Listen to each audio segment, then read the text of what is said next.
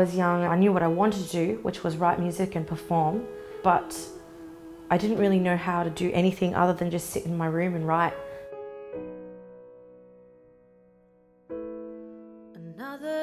I had to fail so many times to learn the right way to do things.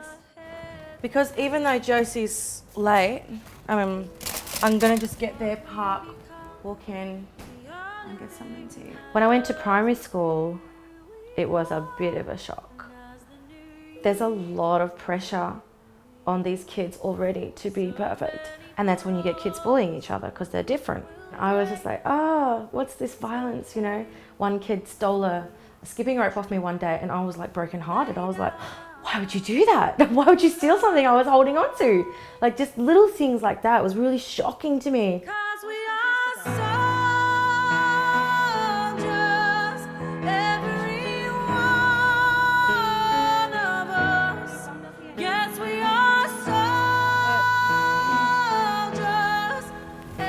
You're very cute, Austin. You know that? Pretty sure you know. But I just want to make sure you know.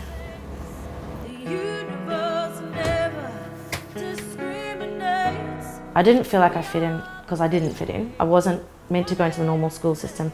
Should have gone to an art school. I started cutting at about 14, 15 privately, no one knew. And then one of my friends from high school, he noticed and he was like, what are you doing? I'm just like, oh, I don't know. I just like hurting myself. He's like, don't do that. And then I thought, how can I escape this reality? I don't want to be here in my head and in my life. So, and I couldn't cut myself anymore because I didn't want my friend to pull me up on it. So I got into alcohol. Top that off with the eating disorder, and that just continued all the way through high school into adulthood. It got worse when I turned 18 because I could buy my own alcohol. Still at this point hadn't been diagnosed with depression. She's calling me. I've got to get off the phone because I'm picking her up from the airport. Alright, bye. Are you here already? What do you mean already? I thought your flight was delayed by an hour and a half.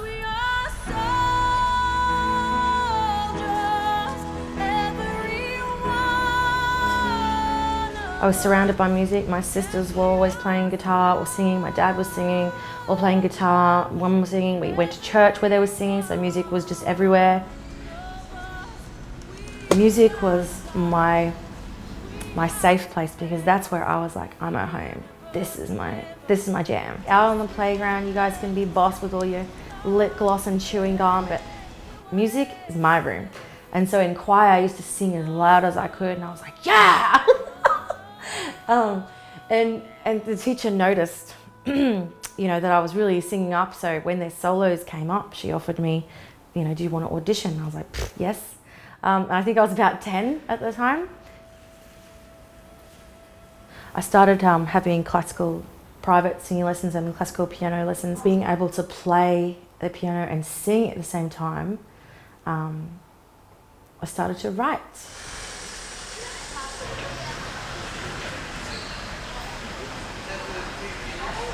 For the rest of today, when we go home, thanks for coming, by the way, because I don't know what I would have done if you didn't come up. How many tickets have you sold? 28. But I can't really sell anymore because I have some media, some people that are helping me on the night, my manager and her husband. Yeah, she's coming. So everyone's going to come in and they're going to sit down and have some food. And then I'll go into my show. I've got 5.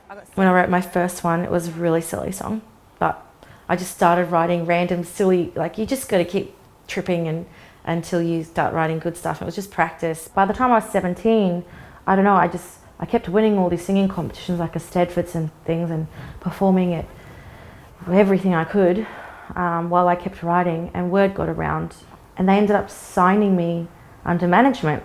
Do you know what I've done getting you out of bed this early? You've got so much more day left. I have to get up this early anyway for all the Red Shield appeal things. I became pregnant at 19 and my fiance and I had just broken up. That was really traumatic for me because he played mind games. I don't know if it has anything to do with the recording contract because I know everything kind of died after that with my career because I was having a child.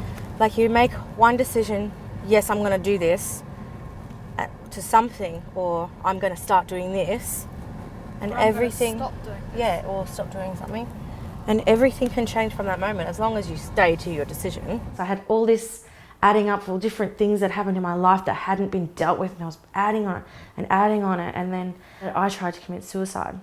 And because I was so embarrassed, I left my wounds open for 2 days. And I had 27 stitches on one arm and 18 on the other. In that moment, finally, my doctor said, hey, I think you have depression. I used to get such bad nerves and I would like nearly throw up. And she said to me, you know the feeling that you have right now of being so nervous? I'm like, yeah. And the butterflies and all that is the exact same feeling in your body when you're really excited. And then I got my 6 free sessions to go to a psychologist. She started teaching me to meditate. Whatever I was going through that week, she would make a guided meditation recording for me and send me home with it, and I'd do it every day.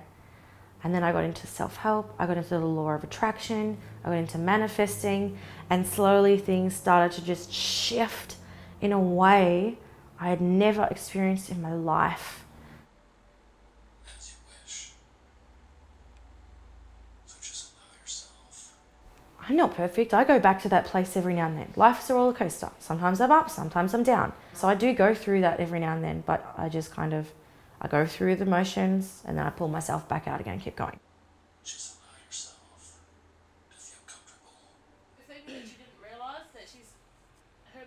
I was going to sing Castles and Mother, but neither of those songs are really happening. So I've either got to stay up all night and try and get them solid or drop them. I like Mother. I know, but it's a professionalism thing. Like, if it's not coming together, it just can't happen.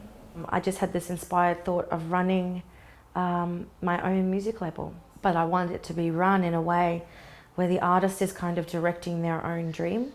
It's not just we sign you, we sell you music, we record it, blah.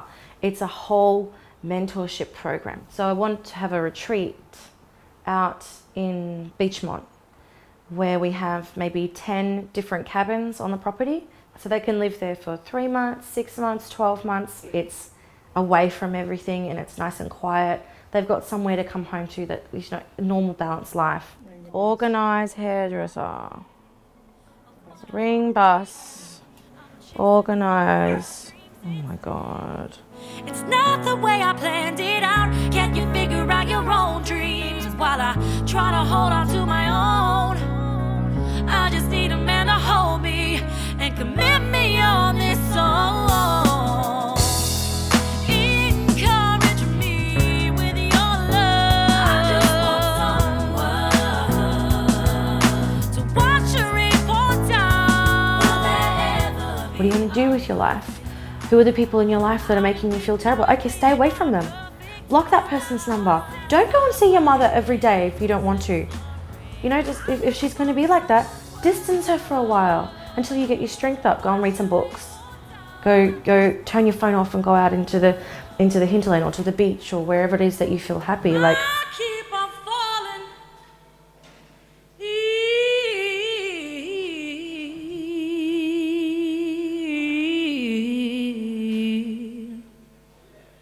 And I love with you. Sometimes I love you. Sometimes you make me blue. Sometimes I feel good. At times I feel you.